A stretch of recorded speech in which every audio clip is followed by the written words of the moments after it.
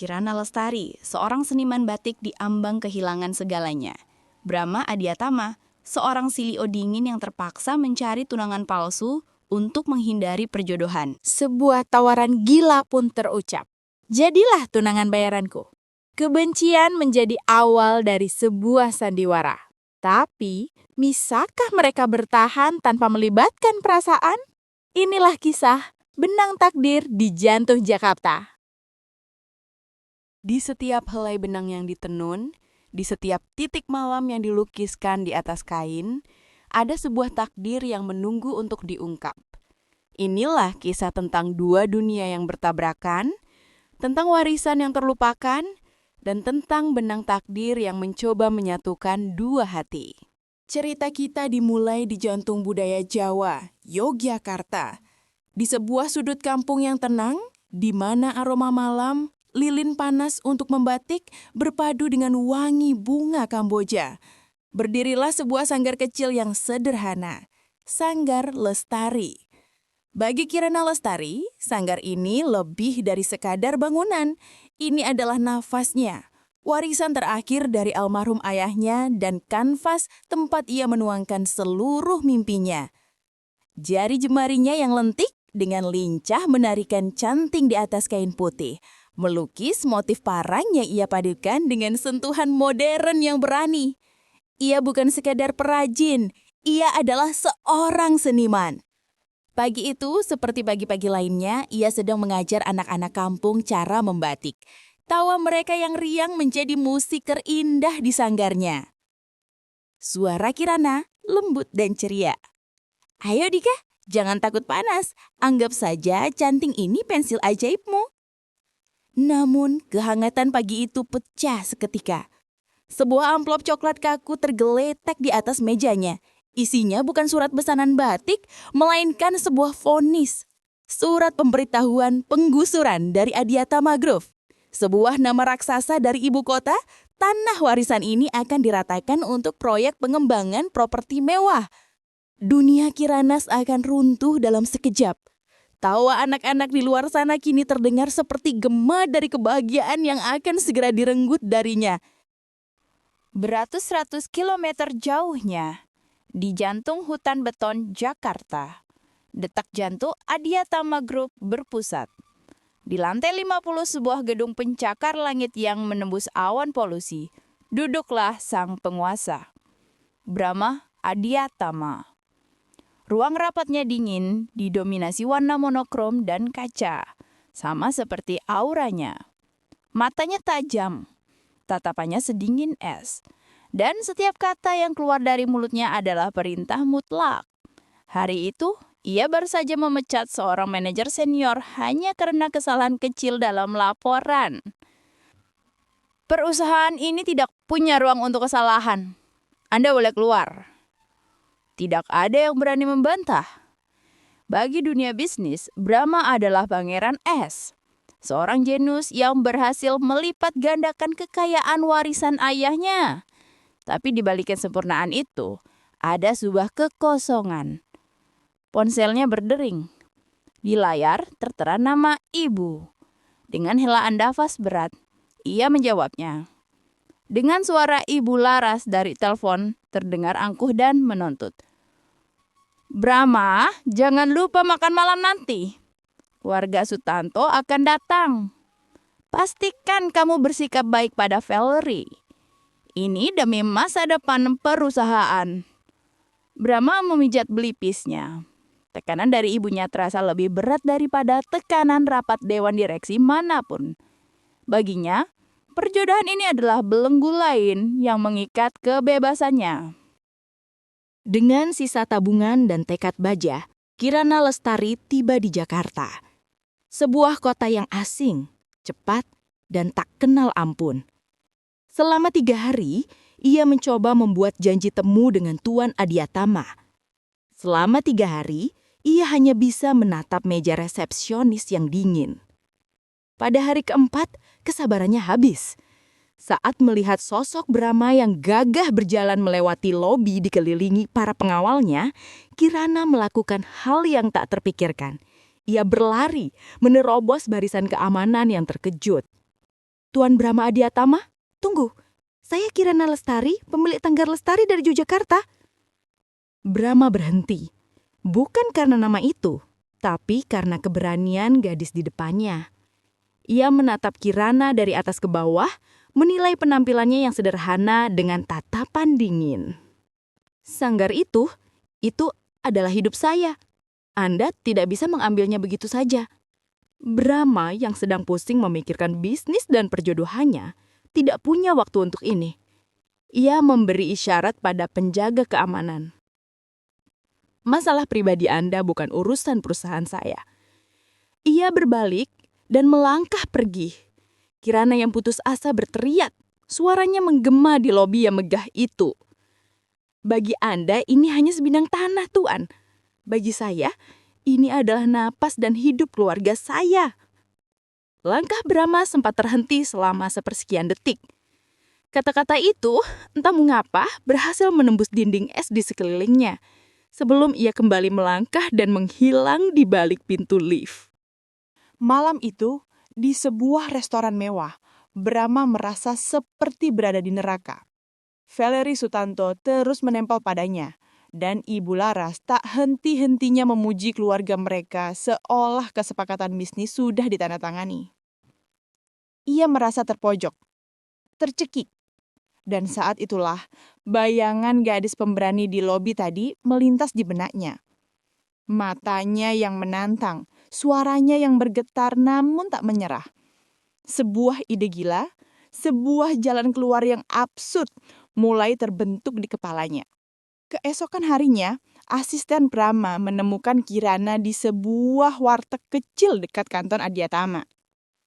Kirana dibawa ke sebuah kafe yang tenang.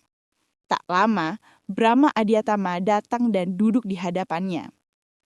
Suara Brahma langsung ke intinya. Saya akan menyelamatkan sanggar Anda. Saya bahkan akan memberikan dana renovasi.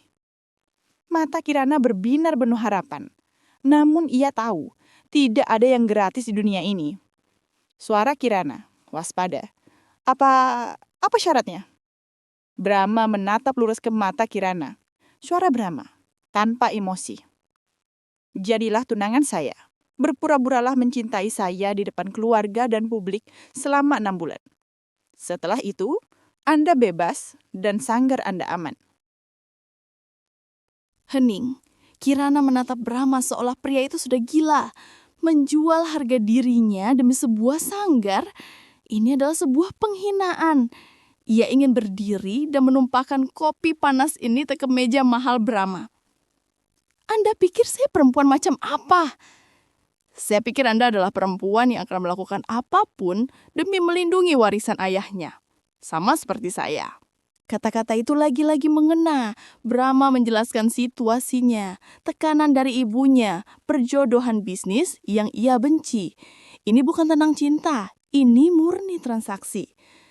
Kirana berperan dengan batinnya. Di satu sisi, harga dirinya. Di sisi lain, wajah anak-anak di sanggarnya, kenangan ayahnya, dan satu-satunya hal yang ia miliki di dunia ini. Dengan tangan bergetar, ia menatap Brahma. Saya setuju. Brahma mengeluarkan pulpen dari sakunya. Tanpa selembar kertas pun di antara mereka, ia menarik serbet kertas dari dispenser di meja dan mulai menuliskan poin-poin perjanjian aneh mereka. Poin terakhir ia garis bawahi 2 kali. Aturan nomor 5. Dilarang keras untuk jatuh cinta. Keduanya menandatangani takdir mereka di atas lembar serbet tipis itu. 2 hari kemudian, sebuah mobil mewah berhenti di depan gerbang sebuah rumah yang lebih mirip istana daripada tempat tinggal. Inilah kediaman keluarga Adiatama. Kirana melangkah keluar dari mobil, hanya dengan 1 koper di tangannya. Ia menatap pilar-pilar raksasa, taman yang terawat sempurna, dan pintu utama yang menjulang tinggi. Setiap sudut rumah ini meneriakkan kekayaan dan kekuasaan, 2 hal yang sangat asing baginya. Rumah ini terasa dingin, tanpa jiwa, sangat berbeda dengan sanggarnya yang hangat dan penuh tawa. Saat pintu terbuka, seorang pelayan memungkuk hormat padanya. Kirana tahu, mulai detik ini, hidupnya tidak akan pernah sama lagi. Ia telah melangkah masuk ke dalam sangkar emas, memulai sandiwara terbesarnya. Dan di suatu tempat di dalam istana ini, sang ratu, Ibu Laras Adiatama, telah menunggunya dengan tatapan penuh selidik. Babak pertama dari sandiwara mereka baru saja akan dimulai. Di dalam istana megah keluarga Adiatama, setiap sudut adalah panggung, dan setiap percakapan adalah naskah yang harus dihafal. Bagi Kirana, sandiwara terbesarnya telah dimulai. Ia bukan lagi Kirana Lestari, perajin batik dari Yogyakarta. Ia kini adalah calon Nyonya Adiatama, sebuah peran yang terasa 1000 kali lebih sulit daripada melukis motif batik yang paling rumit sekalipun. Pertemuan pertamanya dengan sang ratu, Ibu Laras Adiatama, bukanlah sebuah sambutan hangat. Itu adalah sebuah interogasi. Di ruang bangu yang luasnya melebihi seluruh sanggarnya, Kirana duduk di sofa yang terasa terlalu empuk, di bawah tatapan tajam Ibu Laras. Wanita parubaya itu menilainya dari ujung rambut sampai ujung kaki. Tatapannya seolah bisa menelanjangi asal-usul Kirana yang sederhana. Jadi, kamu gadis yang berhasil memikat putra saya. Dari keluarga mana kamu, Lestari? Saya belum pernah mendengar nama itu di lingkungan kami. Kirana menelan ludah, mencoba menjawab dengan sopan, menjelaskan tentang keluarganya dan sanggar batiknya, namun setiap jawabannya seolah hanya menjadi bahan tertawaan saja bagi Bu Laras.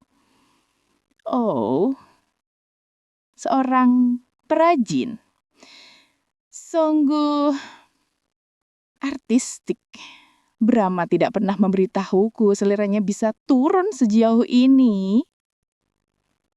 Kata-kata itu bagai belati tak kasat mata. Brahma yang berdiri dekat jendela hanya diam. Kirana sadar dalam sandiwara ini ia tidak akan punya sekutu. Ia harus berjuang sendirian.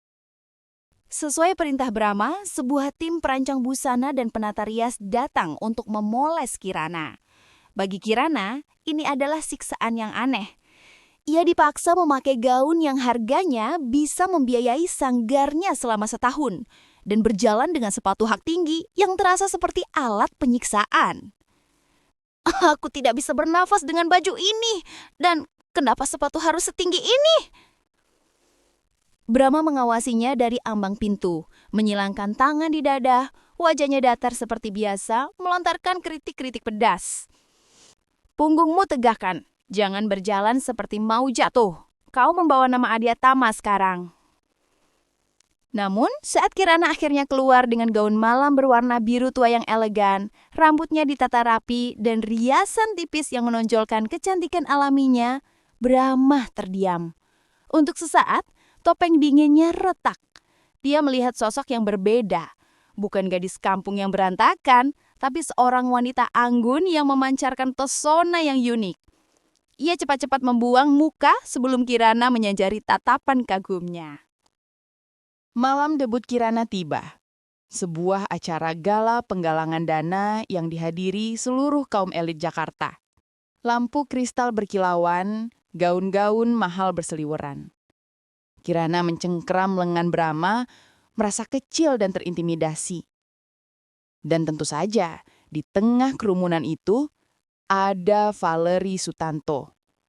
Matanya menyala penuh kebencian saat melihat Kirana di sisi Brahma. Saat Brahma sedang berbincang dengan rekan bisnisnya, Valerie mendekati Kirana seperti seekor ular. Suara Valerie. Manis namun penuh racun. Wah, lihat siapa ini.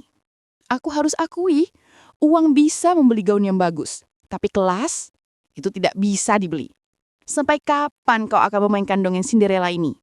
Kirana baru saja akan membalas ketika sebuah suara dingin memotongnya. Suara Brahma tajam dan protektif. Jaga bicaramu, Valerie. Dongeng atau bukan, dia datang bersamaku. Menghinanya berarti menghinaku. Brahma menarik Kirana menjauh dari Valerie yang terperangah. Jantung Kirana berdebar kencang. Ia tahu ini semua bagian dari sandiwara. Tapi pembelaan Brahma barusan terasa begitu nyata. Untuk pertama kalinya, ia merasa aman di sisi pria itu. Malam itu, Kirana tidak bisa tidur. Adrenalin dari pesta masih terasa.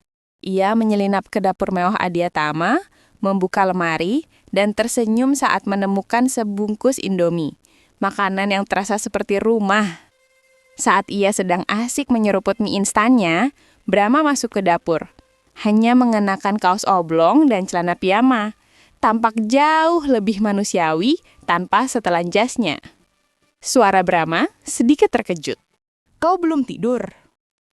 Mereka berakhir duduk berhadapan di meja dapur yang besar itu. Di tengah keheningan malam, dinding di antara mereka seolah runtuh. Kirana bercerita tentang filosofi di balik motif batik Sidomukti, tentang harapan dan kemuliaan. Brahma, untuk pertama kalinya, mendengarkan dengan seksama. Ia bahkan balas bercerita tentang almarhum ayahnya yang juga mencintai seni sebelum ia dipaksa mengambil alih bisnis. Malam itu, mereka bukan CEO dan gadis bayarannya. Mereka hanyalah dua orang yang berbagi cerita di atas mangkuk Indomie. Keesokan harinya, dunia Kirana yang nyaman datang mengetuk pintu istana Adiatama. Rian Permana, sahabatnya sejak kecil, datang ke Jakarta karena khawatir. Melihat Rian, Kirana seolah bisa bernafas lega. Mereka tertawa bersama di taman, berbicara dengan bahasa Jawa yang kental, mengenang masa lalu. Brahma mengamati mereka dari jendela ruang kerjanya. Ia melihat cara Rian menatap Kirana, melihat bapak mudanya Kirana tertawa lepas di dekat pria itu. Sebuah perasaan aneh yang tak ia kenali muncul di dalam dadanya. Panas, mengganggu, dan membuatnya ingin berjalan ke sana dan menarik Kirana menjauh. Ia tidak mengerti. Ini adalah rasa cemburu. Perasaan yang jelas-jelas melanggar aturan nomor 5 dalam kontrak mereka. Suatu malam, Kirana terbangun karena suara teriakan. Ia mengikuti suara itu dan berhenti di depan pintu ruang kerja Brahma yang sedikit terbuka. Di dalam, ia melihat Brahma berdebat hebat dengan ibunya. Ibu Laras menyalahkannya karena telah mempermalukan keluarga dengan membawa gadis kampung dan menolak Valeri. Setelah ibunya pergi dengan membanting pintu, Kirana memberanikan diri masuk. Ia menemukan Brahma terduduk di kursinya, menatap kosong ke sebuah foto ayahnya di atas meja. Wajahnya yang selalu tampak kuat, kini terlihat begitu rapuh dan lelah. Tanpa berkata apa-apa, Kirana pergi ke dapur dan kembali dengan secangkir teh chamomile hangat. Ia meletakkannya di meja Brahma, lalu duduk di sofa di sudut ruangan, menemaninya dalam diam. Brahma tidak bicara, tapi ia menatap Kirana, dan di dalam tatapan itu ada sebuah rasa terima kasih yang tak terucap. Beberapa hari kemudian, saat Brahma sedang bekerja, Kirana memberanikan diri masuk ke perpustakaan pribadi keluarga Adiatama. Ia terkagum-kagum dengan koleksi buku di sana. Saat sedang melihat-lihat, matanya tertumbuk pada sebuah foto berbingkai perak yang diletakkan di rak yang agak tersembunyi. Jantungnya seolah berhenti berdetak. Di dalam foto itu, ada dua orang pria muda yang tersenyum lebar, saling merangkul bahu di depan sebuah bangunan sederhana. Salah satunya adalah ayah Brahma versi lebih muda, dan yang satunya lagi, tidak salah lagi, adalah almarhum ayahnya, Pak Lestari. Malamnya, ia menanyakan foto itu pada Brahma. Brahma meliriknya sekilas, lalu menjawab dengan nada yang terlalu santai. Suara Brahma datar dan mengelak. Oh itu, ayahku dan ayahnya temanmu itu, mereka hanya rekan bisnis lama, tidak lebih. Tapi senyum di foto itu menceritakan kisah yang berbeda, kisah persahabatan yang erat. Kirana merasa Brahma menyembunyikan sesuatu. Sebuah gema dari masa lalu baru saja berbisik di telinganya. Sebuah misteri yang menuntut untuk diungkap. Sandiwara yang ia jalani ternyata memiliki lapisan rahasia yang jauh lebih dalam dari yang pernah ia bayangkan. Jawaban Brahma yang terlalu sederhana tentang foto itu tidak membuat Kirana tenang. Sebaliknya, itu menyalakan sebuah api curiga di dalam hatinya. Seperti ada sebuah pintu terkunci di masa lalu. Dan Brahma baru saja menunjukkan padanya di mana letak pintu itu. Sambil berpura-pura bahwa kunci untuk membukanya telah lama hilang. Kirana tahu ia harus menemukan kunci itu sendiri. Kesempatan untuk menguji kecurigaannya datang keesokan paginya. Saat sarapan, hanya ada ia dan Ibu Laras di meja makan yang panjang. Dengan hati-hati, seolah-olah sedang menuangkan teh, Kirana memulai percakapannya. Bu, Brahma cerita kalau ayahnya dulu berteman baik dengan ayah saya, Pak Lestari. Apa ibu juga kenal dengan almarhum? Seketika, garpu dan pisau di tangan Ibu Laras berhenti berberak, menimbulkan bunyi denting yang memecah keheningan. Wajah wanita itu yang tadinya angkuh berubah menjadi pucat pasi, lalu mengeras. Matanya menatap Kirana dengan kilat panik dan amarah. Dari mana kamu dengar itu? Dengar baik-baik gadis muda, jangan pernah sebut nama itu lagi di rumah ini. Paham? Reaksi yang begitu hebat, reaksi yang berlebihan. Ini bukan lagi sekedar rahasia, Kirana sadar. Ini adalah sebuah luka lama yang sengaja ditutup rapat-rapat. Dan kini ia tahu, di balik luka itu ada nanah kebohongan yang tersembunyi. Malam itu, Kirana tidak bisa tidur. Ia menghubungi satu-satunya orang di dunia yang bisa ia percaya sepenuhnya, Rian. Di ujung telepon, ia menceritakan semuanya. Foto itu, reaksi Brahma, dan ledakan amarah Ibu Laras. Suara Kirana berbisik di telepon. Aku yakin ada sesuatu yang mereka sembunyikan, Yan. Sesuatu yang besar. Yan, yang selalu menjadi pelindungnya, langsung setuju untuk membantu. Atas permintaan Kirana, Rian pergi ke sanggar di Jogja mencari kotak-kotak peninggalan almarhum Pak Lestari yang mungkin terlewatkan. Sementara itu, di Jakarta, Kirana mulai menyusun kepingan puzzle. Ia menelpon bibinya yang sudah tua, bertanya hati-hati tentang masa lalu ayahnya, tentang rekan bisnis dari Jakarta yang tak pernah ia ceritakan hingga tuntas. Perlahan tapi pasti, sebuah narasi samar mulai terbentuk. Sebuah cerita tentang persahabatan, mimpi besar, dan kekicauan yang mendalam. Sementara Kirana mencari kebenaran untuk menyembuhkan luka, di sisi lain kota, Valerie mencari kebenaran untuk menciptakan luka. Detektif swasta yang ia sewa, yang awalnya hanya ditugaskan untuk membuktikan Kirana adalah penipu, kini menemukan jejak yang jauh lebih menarik. Nona Valerie, ada yang menarik. Ini bukan cuma soal pengusahaan tanah. Saya menemukan catatan lama di arsip perusahaan. Ada nama Lestari di dokumen pendirian awal perusahaan inti Adiatama Group. Tapi namanya kemudian hilang di tahun-tahun berikutnya. Senyum licik tersungging di bibir Valerie. Ini lebih baik dari yang ia harapkan. Ia tidak hanya memegang kartu as untuk mengungkap hubungan palsu Brahma dan Kirana. Kini, ia memegang sebuah bom waktu yang bisa meledakkan seluruh reputasi dan sejarah keluarga Adiatama. Ia hanya perlu menunggu momen yang tepat untuk menyulit sumbunya. Sebuah panggilan video datang dari Rian. Wajahnya tampak serius. Ra, aku nemuin sesuatu. Di bawah tumpukan kain batik tua di gudang, ada peti kayu kecil milik almarhum bapakmu. Peti ini terkunci. Jantung Kirana berdebar kencang. Ia ingat peti itu. Ayahnya selalu bilang isinya hanya alat-alat membatik tua. Kirana memandu Rian untuk menemukan kunci cadangan yang tersembunyi. Dengan napas tertahan, ia menyaksikan Rian membuka peti itu di depan kamera. Di dalamnya, memang ada beberapa canting tua yang sudah rapuh dan kain-kain perca. Namun, di bagian paling bawah, terbungkus kain beludru yang sudah usang, ada sebuah buku bersampul kulit tebal. Sebuah buku harian. Suara Kirana berbisik. Rian, tolong bacakan halaman pertamanya untukku. Melalui pengeras suara ponselnya, Kirana mendengar suara Rian membacakan tulisan tangan ayahnya yang sudah sedikit pudar. 10 Mei 1995. Hari ini, aku dan sahabat terbaikku, Hartono Adiatama, akhirnya memulai mimpi kami. Adiatama Lestari Kriya. Sebuah nama yang akan kami bangun bersama. Dia otaknya, aku tangannya. Jakarta dan Yogya akan kami satukan dalam selembar kain. Melalui pengeras suara ponselnya, Kirana mendengar suara Rian membacakan tulisan tangan ayahnya yang sudah sedikit pudar. Air mata mulai menggenang di pelupuk mata Kirana. Ia terus mendengarkan Rian membalik halaman demi halaman. Lembar-lembar pertama penuh dengan tawa dan harapan. Cerita tentang dua sahabat yang berjuang dari nol, berbagi mimpi yang sama.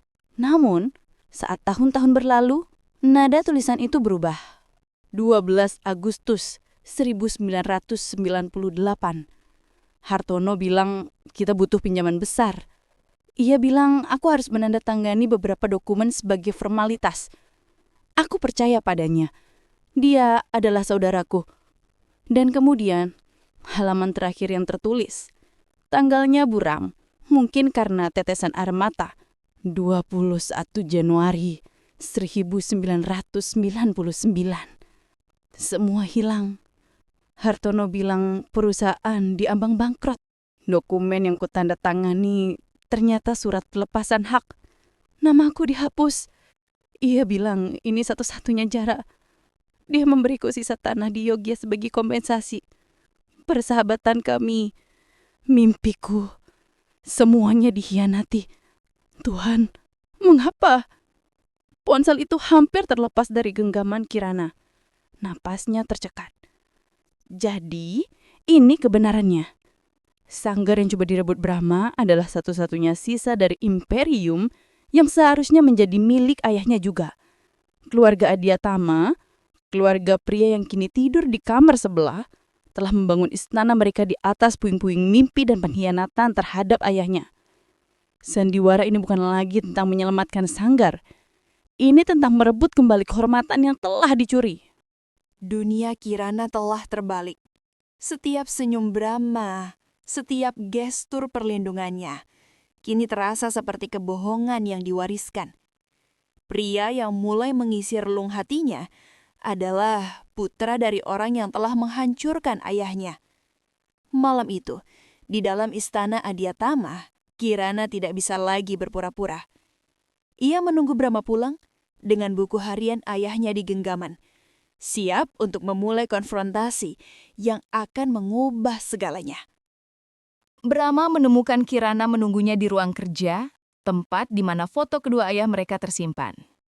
Wajah Kirana pucat, matanya sembab, namun tatapannya tajam. Tanpa berkata-kata, ia meletakkan buku harian yang terbuka di atas meja. Brahma mengerutkan kening, lalu mulai membaca. Kirana bisa melihat perubahan di wajah Brahma saat ia membalik halaman demi halaman.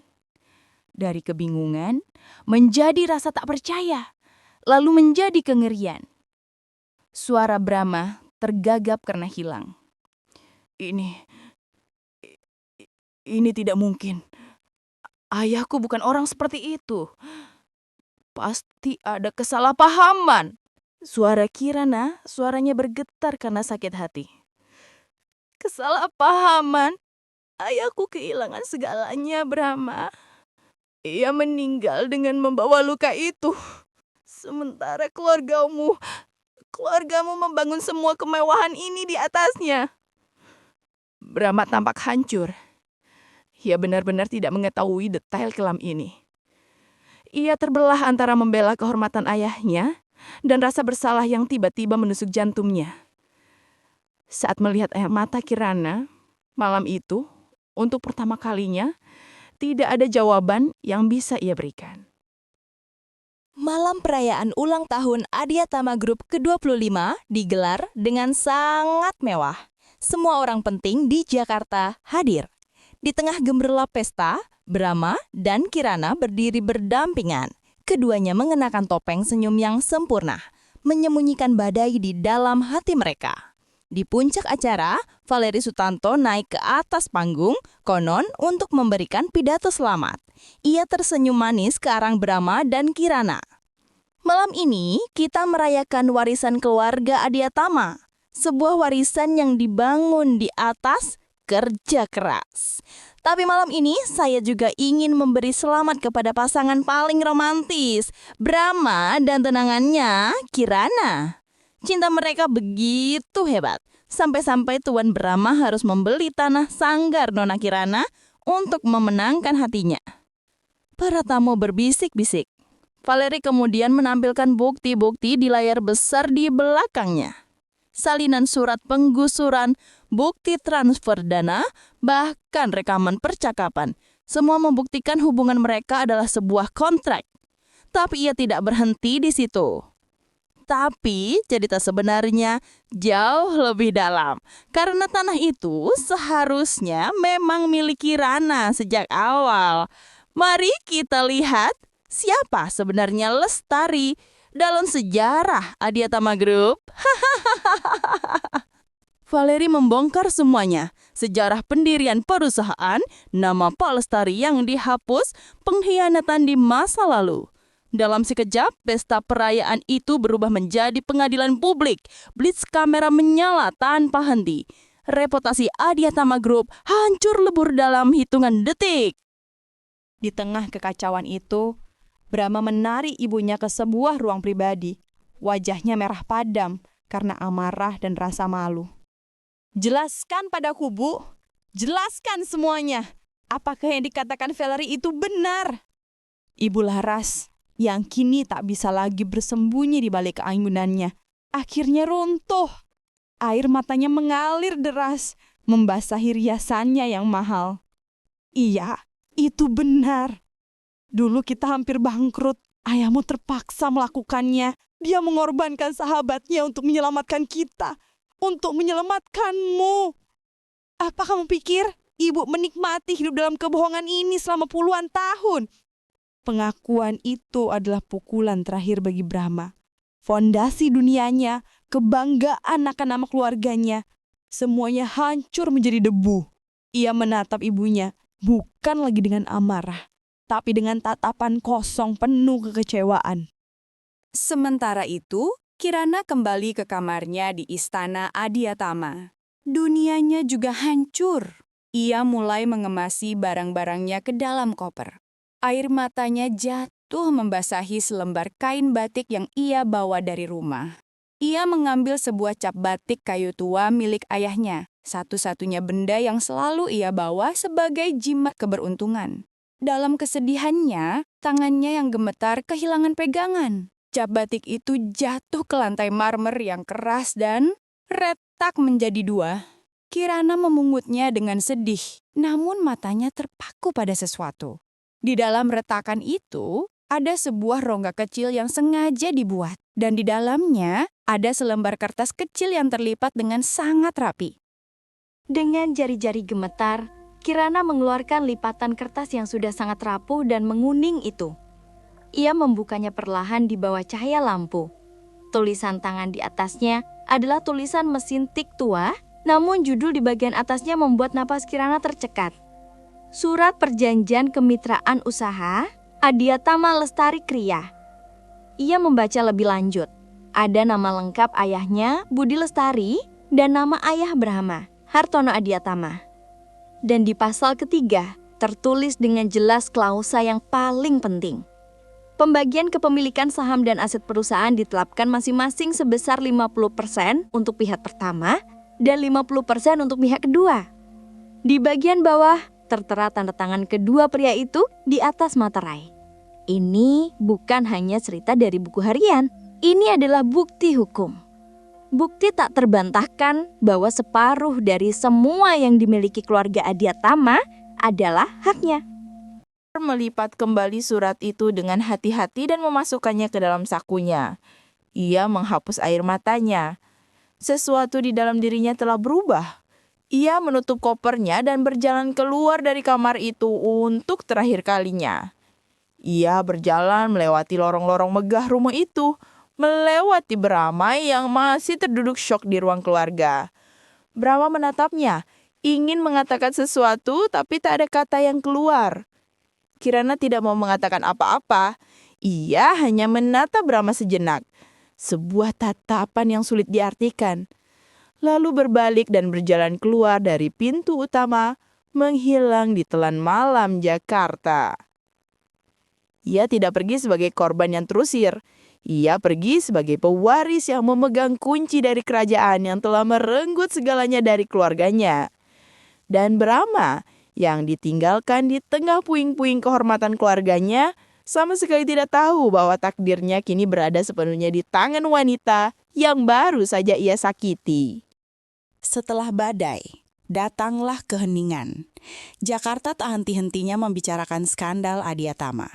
Saham perusahaan anjlok, citra keluarga hancur, dan istana megah itu terasa seperti makam yang sunyi.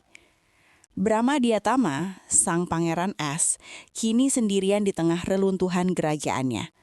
Dihantui oleh dosa-dosa masa lalu keluarganya dan tatapan mata Kirana yang penuh luka saat ia pergi. Selama berminggu-minggu, Brahma mengurung diri. Namun di titik terendahnya, ia menemukan sesuatu yang telah lama hilang. Kejujuran. Ia sadar, bersembunyi tidak akan memperbaiki apapun. Ia harus menghadapi kebenaran, sehancur apapun itu. Maka ia melakukan hal yang tak terpikirkan. Ia menggelar konferensi pers. Di hadapan ratusan kamera yang siap menghakiminya, Brahma Adiatama menundukkan kepalanya. Ia tidak lagi mengenakan topeng arogansinya. Saya berdiri di sini hari ini, bukan untuk membela nama Adiatama, tapi untuk mengakui sebuah kesalahan besar di masa lalu.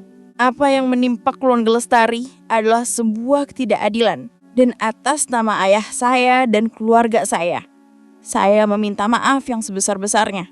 Saya siap menerima konsekuensi apapun. Di Yogyakarta, Kirana melihat siaran pers itu dari ponselnya. Hatinya terenyuh. Ia melihat ketulusan di mata Brahma. Di tangannya ada surat perjanjian yang bisa memberinya separuh kerajaan Adiatama. Rian, sahabatnya, mendorongnya untuk menuntut haknya. Ini kesempatan murah, ambil kembali semua yang seharusnya menjadi milik keluargamu. Nalun Kirana bimbang. Saat menetap para karyawan sanggarnya yang bekerja dengan riang, ia membayangkan ribuan karyawan Adiatama Group yang nasibnya kini di ujung tanduk. Menghancurkan perusahaan itu hanya akan menciptakan ribuan luka baru. Ia tahu ayahnya yang baik hati tidak akan pernah menginginkan balas dendam seperti itu. Brahma datang ke Yogyakarta, bukan dengan mobil mewah dan setelan jas mahal, tapi dengan kereta api, mengenakan kemeja sederhana, membawa beban rasa bersalah di pundaknya. Ia menemukan Kirana sedang melukis batik di teras sanggarnya yang tenang. Ia tidak meminta pengampunan. Ia tidak memohon belas kasihan. Ia hanya berdiri di hadapan Kirana, lalu menyerahkan sebuah map berisi dokumen. Suara Brahma, pelan dan tulus. Aku sudah berbicara dengan pengacara. Ini adalah surat pengalian aset dan saham yang seharusnya menjadi hak keluargamu. Aku tidak bisa mengubah masa lalu Kirana, tapi aku bisa mencoba memperbaiki masa depan. Ia siap kehilangan segalanya demi menebus dosa keluarganya. Kirana menatap map di tangannya, lalu menatap Brahma. Ia kemudian masuk ke dalam sanggar dan kembali dengan selembar kertas tua yang rapuh. Ia meletakkannya di atas meja, di samping map dari Brahma. Itu adalah surat perjanjian kemitraan yang asli. Mata Brahma terbelalak ngeri. Ia sadar Kirana memiliki kekuatan untuk mengambil semuanya sejak awal. Kirana menggelengkan kepalanya pelan. Suara Kirana lembut namun tegas. Aku tidak mau balas dendam, Brahma. Aku mau membangun kembali mimpi ayah kita. Tapi kali ini dengan cara yang benar. Ia mendorong map dari Brahma kembali, lalu menunjuk ke ruang kosong di antara mereka. Suara Kirana dengan senyum tipis. Kita mulai dari awal. Bukan sebagai pewaris dendam, tapi sebagai mitra yang setara. Di bawah langit senja Yogyakarta, sebuah kesepakatan baru terjalin. Bukan di atas serbet, tapi di atas pondasi kejujuran, pengampunan, dan harapan. 1 tahun berlalu, nama perusahaan itu kini berganti menjadi Adiatama Lestari Batik. Di bawah kepemimpinan Brahma dan Kirana, perusahaan itu bangkit dari keterpurukan. Mereka memadukan tradisi dan inovasi, menciptakan karya-karya yang mendunia. Di ruang rapat, mereka adalah mitra yang tangguh. Di ruang desain, mereka adalah dua seniman yang saling menginspirasi. Ibu Laras pun menemukan penebusannya. Ia kini aktif mengelola yayasan untuk perajin batik muda, menyalurkan energinya untuk kebaikan, dan senyum tulus akhirnya kembali menghiasi wajahnya. Suatu sore yang keemasan di teras sanggar mereka, Brahma mengajak Kirana duduk menatap matahari terbenam, lembut dan penuh perasaan. Kirana, kita sudah berhasil merajut kembali benang masa lalu keluarga kita. Sekarang, aku ingin merajut benang takdir kita sendiri selamanya. Brahma berlutut. Ia membuka sebuah kotak kecil. Di dalamnya ada sebuah cincin emas putih dengan ukiran motif batik kaung yang mungil, lambang harapan dan kesucian. Suara Brahma. Suaranya bergetar. Kirana Lestari, maukah kau menikah denganku dan menciptakan motif kehidupan kita sendiri? Dengan air mata kebahagiaan, Kirana mengangguk. Jawaban iya darinya terdengar seperti melodi terindah di dunia. Pernikahan mereka tidak diadakan di ballroom hotel Jakarta yang megah, melainkan di taman sanggar mereka yang asri, di bawah langit Yogyakarta. Kirana tampak begitu anggun dalam balutan kebaya putih dan kain batik tulis mahakarya mereka berdua. Ibu Laras dengan senyum tulus merapikan tatanan rambut Kirana. Rian memainkan sebuah lagu cinta dengan gitarnya, turut berbahagia untuk sahabatnya. Saat Brahma mengucapkan ijab kabul, ia tidak hanya menikahi seorang wanita. Ia menikahi masa depannya, pengampunannya, dan cintanya yang sejati. Dari sebuah kontrak di atas serbet, dari kebencian dan luka masa lalu, Brahma dan Kirana akhirnya menemukan takdir mereka. Bukan sebagai pewaris dendam, tetapi sebagai perajut cinta. Benang takdir mereka, yang dulu hampir putus, kini telah menjadi sehelai kain kehidupan yang utuh, indah, dan abadi. Dan begitulah akhir dari kisah Brahma dan Kirana. Sebuah perjalanan yang membuktikan bahwa benang takdir bisa saja kusut oleh luka dan kebohongan masa lalu. Namun kekuatan cinta, kejujuran, dan pengampunan akan selalu mampu merajutnya kembali menjadi sebuah kain kehidupan yang indah. Terima kasih telah setia menemani perjalanan mereka dari awal hingga akhir di channel Drama Indochina. Setiap kisah yang kami hadirkan adalah persembahan bagi Anda, para pencinta cerita yang menyentuh hati. Kini, kami ingin mendengar suara Anda. Bagaimana dari perjuangan Kirana dan Brahma yang paling menyentuh hati kalian? Tuliskan pendapat dan perasaan kalian di kolom komentar di bawah. Kami senang sekali membaca setiap komentar yang masuk. Jangan lupa untuk menekan tombol like jika kalian menyukai cerita ini. Dan tentu saja subscribe channel Drama Indochina serta nyalakan lonceng notifikasinya. Dengan begitu, kalian tidak akan ketinggalan drama-drama seru berikutnya yang telah kami siapkan. Sampai jumpa di kisah selanjutnya. Tetaplah percaya pada kekuatan takdir dan cinta.